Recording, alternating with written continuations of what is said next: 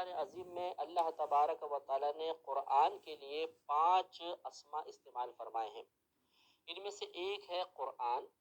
دوسرا ہے فرقان، تیسرا کتاب،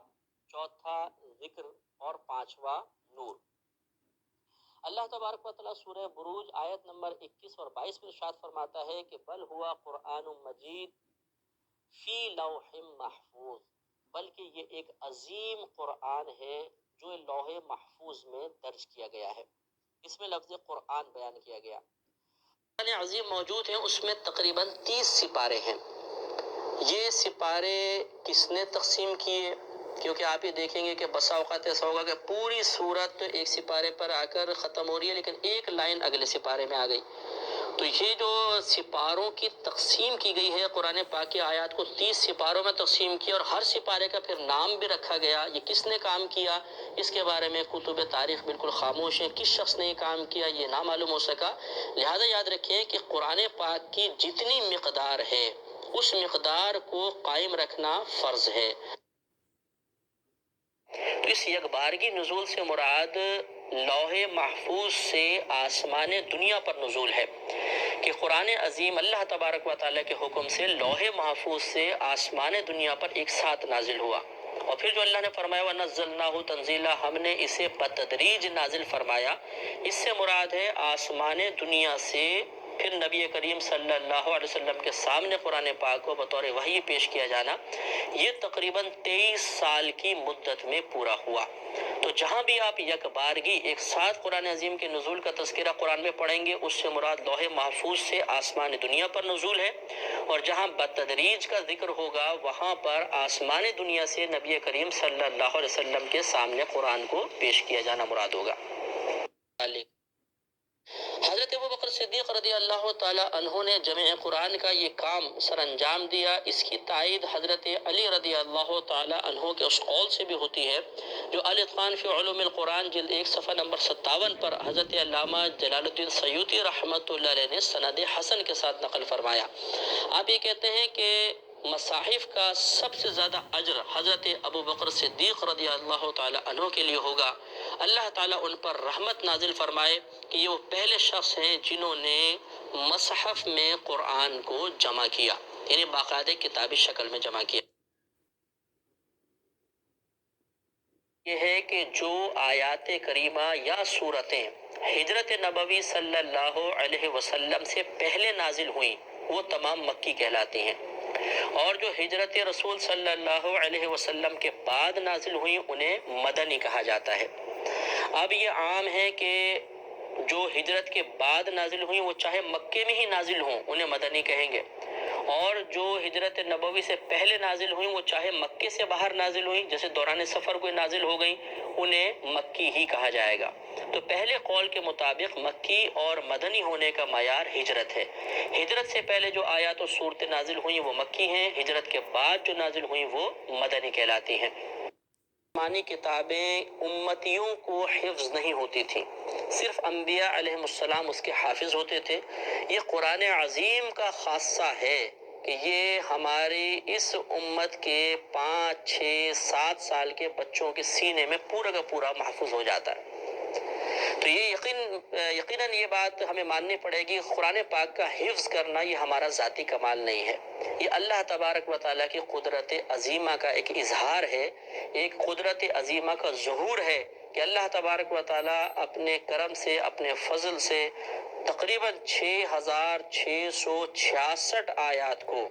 اور ایسی عبارات جو ہماری مادری زبان بھی نہیں ہیں وہ ایک بچے کے سینے میں محفوظ ہو جاتی ہیں۔ کے زمانہ اقدس میں چونکہ صحابہ کرام تمام اہل اللسان تھے، عربی زبان کو اچھی طرح جانتے تھے اور وہ اس میں مہارت تامہ رکھتے تھے، لہٰذا جس وقت وہ قرآن عظیم نبی کریم کے دور میں لکھا گیا تو بغیر نقطوں کے اور بغیر زبر زیر پیش کے تھا۔ پھر حضرت سیدنا ابوبکر صدیق رضی اللہ تعالی عنہ کے زمانے میں بھی یہی کیفیات رہیں، اور جب دور عثمانی میں قرآن عظیم کو باقاعدہ ایک ہی لغت قریش پر جمع کر دیا گیا، اس وقت بھی یہی صورتحال تھی کہ اس پر نقطے اور اعراب وغیرہ نہیں لگائے گئے تھے۔ لیکن جیسے جیسے یہ قرآن عظیم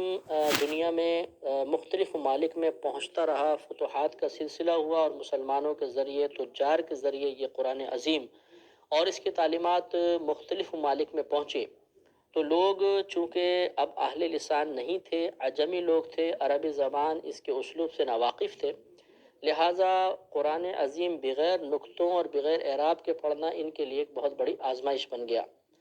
بلکہ بعض ایسے لوگ جو مطلب عربوں سے قریبی تعلق رکھنے والے تھے لیکن عربی صرف و نحو سے ناواقف تھے، قرآن پاک پہ اعراب لگانے کے ماہر نہیں تھے، انہوں نے غلط قرآن عظیم پڑھنا شروع کیا، جس کی وجہ سے اس بات کی ضرورت محسوس ہوئی کہ قرآن پاک پر نقطے بھی ہونے چاہیے، زبر زیر پیش ہونے چاہیے، پھر دیگر رموز و اوقاف کے کہاں وقف کرنا ہے، کہاں سے ابتدا کرنی ہے،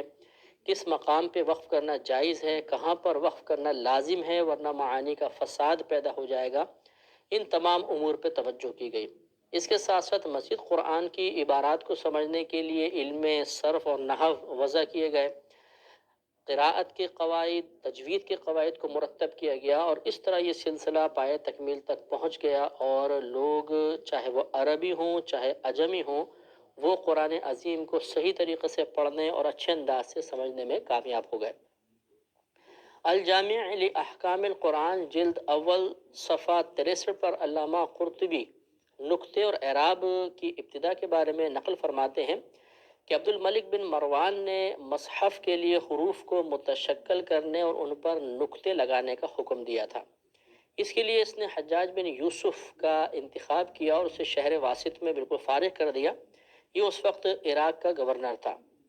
اس نے بہت کوشش کے ساتھ بہت محنت کی اور قرآن پاک پہ نقطے اور اعراب کا کام مکمل کیا، اور اس کے لیے خاص طور پہ حسن اور یحییٰ بن یعمر کا انتخاب کیا گیا۔ اور مناہل العرفان جلد 1 صفحہ 400 پر علامہ زرقانی رحمۃ اللہ علیہ کہتے ہیں، یہ لکھتے ہیں کہ عبد الملک بن مروان نے حجاج کو حکم دیا کہ اس پر قرآن پر نقطے لگائے جائیں۔ حجاج نے نصر بن عاصم لیثی اور یحییٰ بن یعمر عدوانی کو اس کام کے لیے مقرر کیا، اور یہ دونوں حضرات حضرت علی رضی اللہ تعالی عنہ کے شاگرد ابو الاسود علی رحمۃ اللہ علیہ کے شاگرد تھے۔ اور ایک قول فرماتے ہیں یہ بھی ہے کہ خود ابو الاسود علی رحمۃ اللہ علیہ نے قرآن عظیم پر نقطے لگائے تھے۔ اور اس بات پر تو تمام مؤرخین کا اتفاق ہے کہ حضرت ابو الاسود علی رحمۃ اللہ علیہ نے ایک شخص کو سورہ توبہ کی ایک آیت غلط پڑھتے ہوئے سنا، تو آپ نے نحو کے قواعد کو جمع کیا تھا، ان کو ایجاد کیا،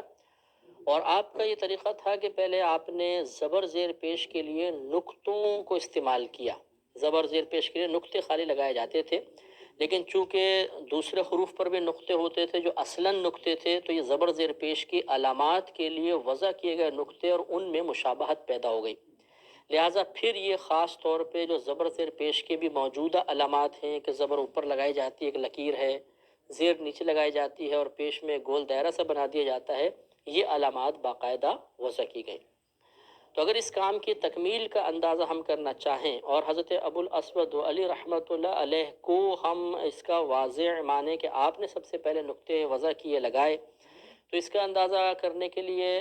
ہمیں ان کی جو تاریخ وفات ہے اس سے اس کام کا اندازہ ہو سکتا ہے۔ عبد الملک بن مروان سن 66 ہجری میں تخت نشین ہوا تھا، اور 86 ہجری میں 86 میں اس کا انتقال ہوا، جبکہ حضرت ابو الاسود کا 69 ہجری میں انتقال ہوا، یعنی 69 ہجری میں۔ چنانچہ کہا جا سکتا ہے کہ 66 ہجری سے 69 ہجری کے درمیان نقطۂ اعراب کا کام مکمل ہوا تھا۔ اس میں قطعی طور پر ایک حرف کا بھی اضافہ یا کمی نہیں ہو سکی ہے، اور کوئی بھی قرآن عظیم کی تبدیلی کا سبب نہیں بن سکتا ہے، لہٰذا معلوم ہوا کہ یہ اتھینٹک کتاب ہے، ایک مستند کتاب ہے، اسی کتاب سے ہدایت حاصل کرنے میں راہ نجات ہے، اور انشاءاللہ عز و جل جس نے قرآن کو اپنا معیار بنایا، عقائد کے سلسلے میں، عبادات کے سلسلے میں، اللہ تبارک و تعالیٰ کے قرب کے حصول کے سلسلے میں، وہ ضرور کامیاب ہوگا اور اسے اس کے مقاصد ضرور حاصل ہو جائیں گے۔